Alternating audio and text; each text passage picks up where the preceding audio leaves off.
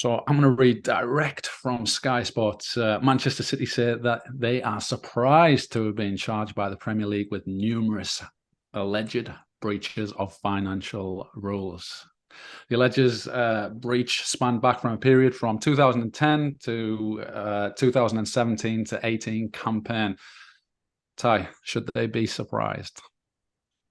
No, I mean it's not rocket science. I mean, looking outside from the looking from the outside, and you'd seen it. I'm like, you can't spend that much money. Who are you selling? You can't have your brother on the board of a company that's just been made up. That's now a sponsor and you're investing. I'm like, I am like, I don't. My legal knowledge and financial knowledge is like zilch. But even me, who's sort of well below average when it comes to stuff like that, and I'm seeing that just doesn't add up. Surely Yeah. someone else have just gone in and added a bit more. And to be fair, it has taken the Premier League 4 years to get to this point. So there's been a lot of digging that they've done with it. But am I surprised? Am I fuck? I don't think anyone was. I don't know if you saw recently. Obviously they came out with the most profitable clubs over the last year, and Manchester City pissed it top of it with Real Madrid and Manchester United way behind. I'm like, come on. It's like, I completely get it. You can have money coming in, but you do Yeah. not build a core fan base in 10 years. You know what I mean? You got clubs like Liverpool, Man United, Real Madrid, Bayern Munich, Barcelona, all been there for like decades. And they've got fans all over the world. Man City suddenly come in and it's like, yeah, I get your owners are rich. That's a separate argument altogether. What your club is actually bringing in is a different argument. But if you're doing that by creating some companies and sticking your owner's brother on there as a board, and it's shifting you so much money, and it's like, well, you get a sponsor. It just like it was just dodgy as anything. So my only thing is I'd be shocked, and I think weird enough, I think the Premier League is stronger and bigger than UEFA, because UEFA did this before, but Man City just went bang with the lawyers and beat him. Essentially, they tried to beat him in court, which they're going to try and do again. But I think Premier League are a lot bigger than, more powerful than UEFA, and I think that's where this is a fight I think they may actually lose. Yeah, well, this is what I was going to ask you. Obviously, they had the UEFA thing. I think it was a couple of years ago. It might have been in the season where Vincent Kompany's Stanch won against Leicester, and they obviously beat that. There's the famous picture of all the lawyers. There must have been about 20 of them in a row, and they do have might. Obviously, they do have reinforcements when it comes to lawyers, just as much as the squad the playing squad that they have. The Premier League, obviously, this is something that's happened over 4 years. Are they can you hold themselves accountable? Because to get to Yeah, this point. absolutely. So you'll have policies and procedures in place to stop stuff like this happening. The one question I'll ask is, why has a process taken 4 years? Mm-hmm. So your policy, the first thing for me, if I'm doing that, I'm not a chief exec, I've never worked at that level, but would be to, there's a big thing about going back and, learning from the mistakes. 4 years isn't right because it basically makes the last 4 seasons. It's not just Man City winning the league; it's a knock-on effect. So, us Liverpool fans will say, "Well, we take the points off, we win the league." It is what it is. Fair enough. But then, how far do they go down? Because if they've cheated, they go out of the top four. As a team that finished fifth didn't get it in the Champions League, so they didn't get the Champions League money. They could have potentially got relegated. So the team that finished third bottom, they didn't stay up. The knock-on effect on that. So this isn't just one thing like Liverpool fans or whoever finished fifth not getting it, or Man City trying to play high and mighty. The knock-on effect of it is massive. And I think the Premier League obviously have taken all that into consideration. But the process and the timing is just really uncomfortable. 4 years is a long time. So you've got to, that the process for a year has got to be quicker. Now, what happens next is the bit for me as well. Like, how long is it going to take for anything to be resolved? Because it's not going to happen in the next few weeks, is it really? Do you know what I mean? You'd imagine months or even years. And what that looks like, we've never seen it before in the league, so we don't know. Yeah, well, I've been joking and discussing with my friends that, essentially we won our 2 or 3 league titles, whatever it is, over those years back. But you are right. It is, where does it stop? Where do the promotion, relegations, the Champions League, the Euro places, how do they affect everything? And I don't think, there's no way that you can bring, as much as I want Steven Gerrard to get in his kit, on Saturday and lift the Premier League title in front of the fans. That would be amazing, but it's not going to happen because in order for that to happen, you have a whole host of things that need to happen. I'm just looking at the punishments that can be imposed on Manchester City. And they range from suspending a club from playing league matches, point deductions, recommend to the board that league matches be replayed, expulsion, compensation, conditional punishment, order the club to pay costs or debts to other clubs, and a number of other things. What do you think is the correct punishment? There's two, I think. There's correct and there's most likely. You can absolutely bin the idea of getting them to replay the match. We can go back 4 years and play every game. That's just why is that even there? That's just stupid. I mean, like, seriously. There's compensation, which is like, well, where does it stop? Is it 15th place team that they make it the top Champions League?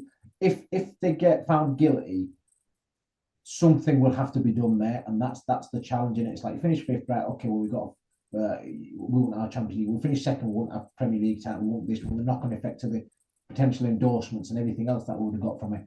So it's just making sure. It's a tough one. I mean, are the Premier League board? I mean, there's an example at the moment in Italy. Obviously, with Serie A with Juve, they've had points deduction. And previously, before they've been relegated. Rangers have been relegated to Scotland as well.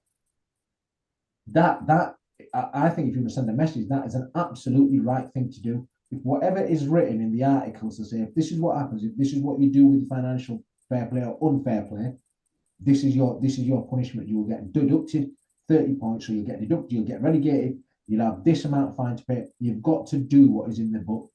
But the issue is, Man City has got so much money when it comes to lawyers, and that's it. But I think Premier League's case, like I said, I think Premier League's more powerful than UEFA, and I think they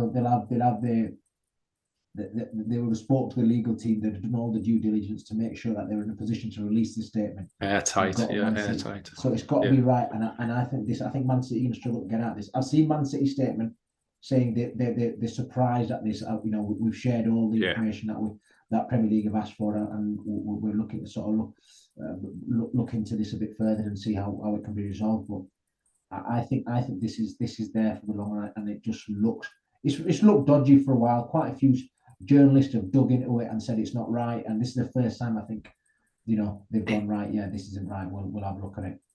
It can't be something like a future.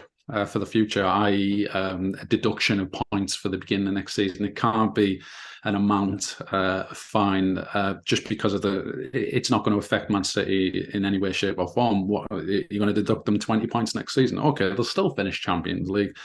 They'll qualify for the Champions League the next season, and what's 10 million or whatever it's going to be.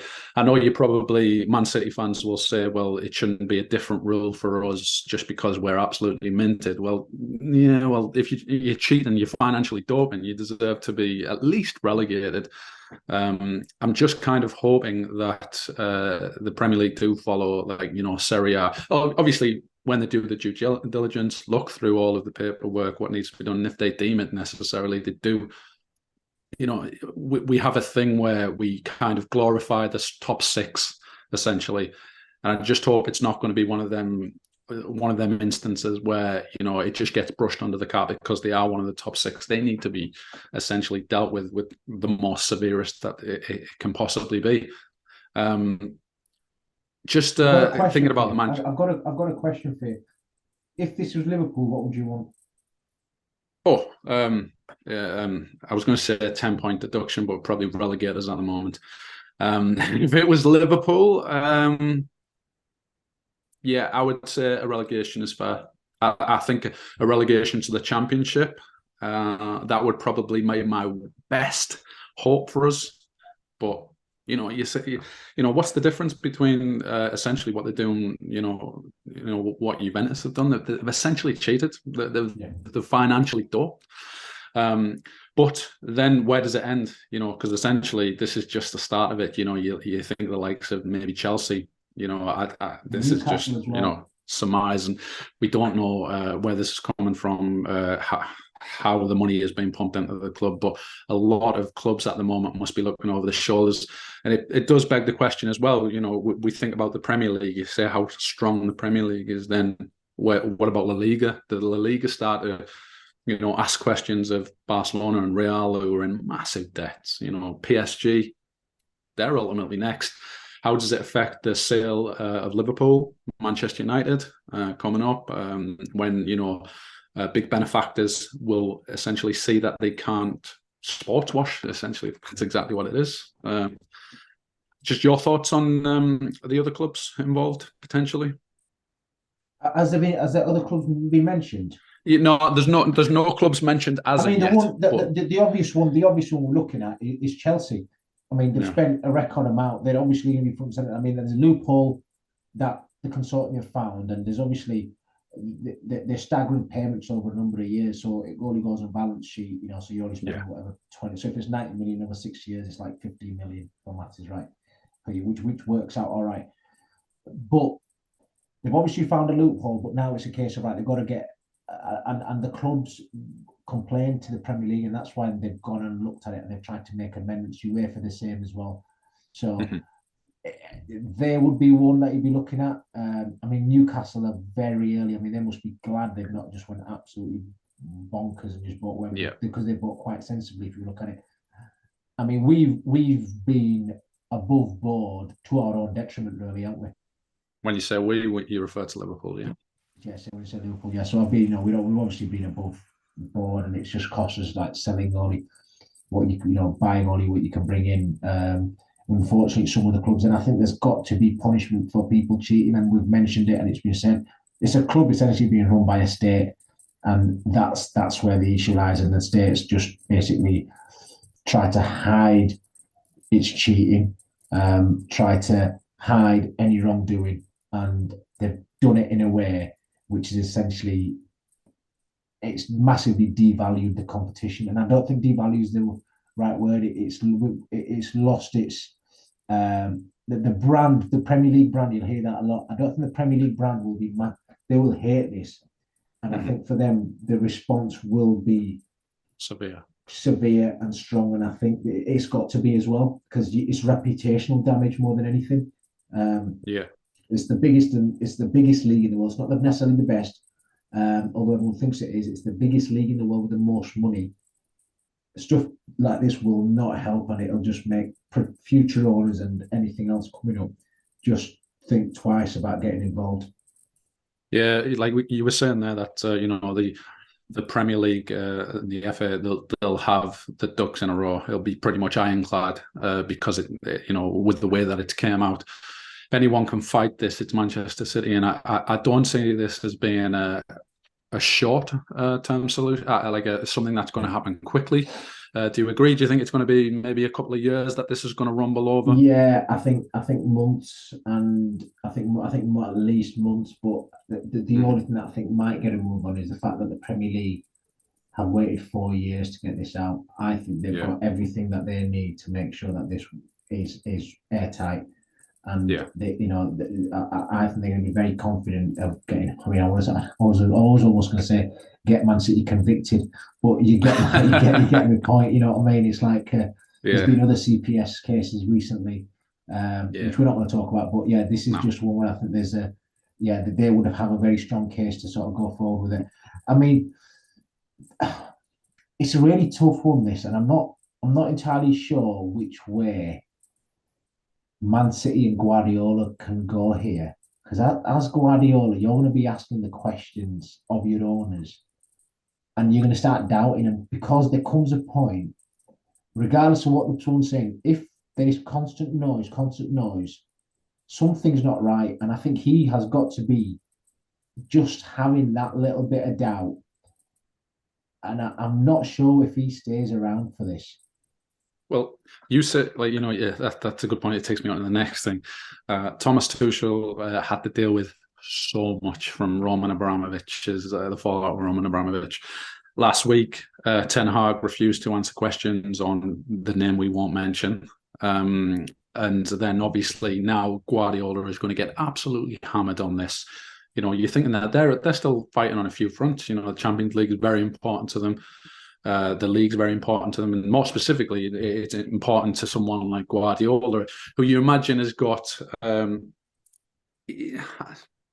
conscience. Like, you know, you'd say like he's almost an ethical man, even though, you know, he moves to the top. He's very much Klopp-like in that they stand by their ethics. And you posted something interesting in our friend's WhatsApp group, and I'll just quote what he says.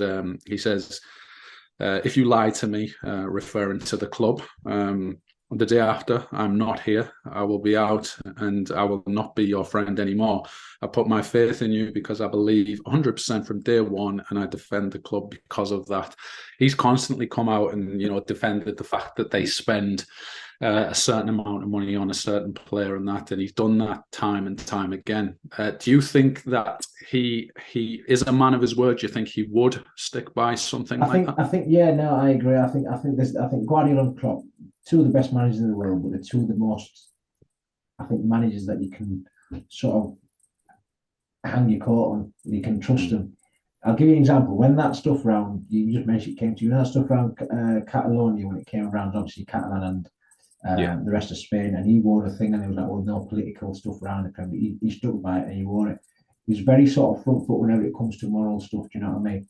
And I think Klopp's the same. He gets a better understanding of what's going on in the wider world. And I thought the way they dealt with everything during the pandemic and the way Klopp was when we might not win the league because of the pandemic, well, there's more important things in the world than football. And I think Guardiola's very much the same.